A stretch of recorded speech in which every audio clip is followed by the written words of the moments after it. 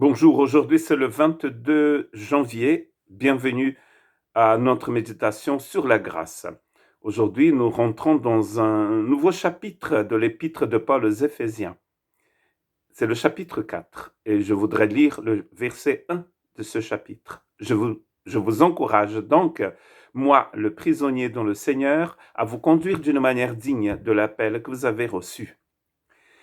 Cela arrive souvent dans les lettres de Paul. Vous pouvez voir cela dans Colossiens, mais aussi dans Romains, où Paul passe de la théologie à l'exhortation. Il passe de la théorie à la pratique.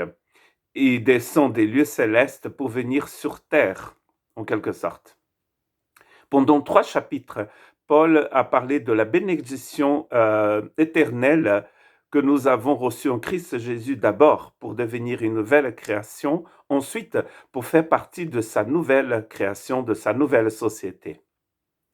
Maintenant, dans ce chapitre 4, à partir de ce chapitre 4, il va donc nous exhorter à mettre en pratique, à vivre ce que nous avons déjà reçu. Comme c'est une lettre qui est adressée à une église et qui parle justement de l'église, que nous appelons aussi la nouvelle société de Dieu, ou la nouvelle humanité de Dieu, ou la nouvelle création de Dieu, et que Paul appelle le mystère du Christ, l'exhortation dans cet épître sera par rapport à cette nouvelle société. Comment nous allons nous comporter en tant que nouvelle société de Dieu sur terre, en tant que nation sainte, comme nous dit aussi Pierre. Et Paul aussi appelle l'Église une nation parce que ses membres, ce sont des concitoyens des saints.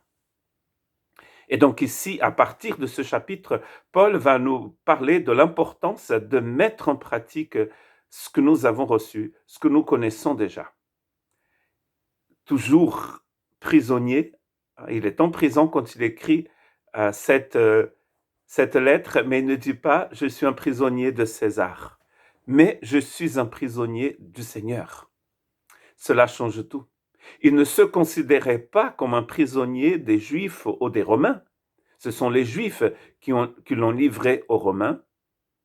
Il est envoyé à Rome, mais il est prisonnier du Seigneur. Et l'exhortation ici, c'est qu'il puisse se conduire, c'est-à-dire qu'il puisse vivre, qu'il puisse marcher d'une manière digne de l'appel, de la vocation qu'ils ont déjà reçue. D'abord, nous recevons une vocation. Après, nous pouvons la mettre en pratique. La religion fait le contraire, essaye de faire le contraire, mais ça ne marche pas. Nous essayons de mettre en pratique quelque chose qu'on n'a pas reçu, ou peut-être pour pouvoir recevoir quelque chose. Il a énormément de systèmes religieux qui proposent des marches, des façons de vivre, des abstinences pour que les gens puissent arriver quelque part, par exemple au paradis. Mais c'est ce que Jésus fait, c'est le contraire. D'abord, il nous change, il va réaliser une métamorphose dans notre homme intérieur. Il va nous placer dans un corps et ensuite, il dit marcher. Dieu nous donne des jambes et après, il nous dit de marcher. Dieu nous donne l'énergie dont on a besoin pour marcher et après, il dit marcher. Et là, nous marchons. C'est ce que Jésus fait. Jésus guérit un malade et après, il dit lève-toi et marche. Ou sinon, il dit aux gens qu'il vient de sauver, va et ne pêche plus. Mais si Dieu te dit, va et ne pêche plus, et que toi, tu es toujours dans le péché, comment peux-tu vivre une vie sans la pratique du péché? D'abord, Dieu te transforme. Ensuite, il te dit, va et ne pêche plus. D'abord, Dieu guérit tes jambes. Ensuite, il dit, lève-toi et marche. C'est de cela dont il s'agit ici. Nous passons de la théorie à la pratique. Dieu nous dit, aimez-vous les uns les autres. On sort de chez nous et on commence à aimer les uns et les autres. Dieu nous dit de ne rendre personne le mal et dès que quelqu'un me frappe, je ne la frappe pas.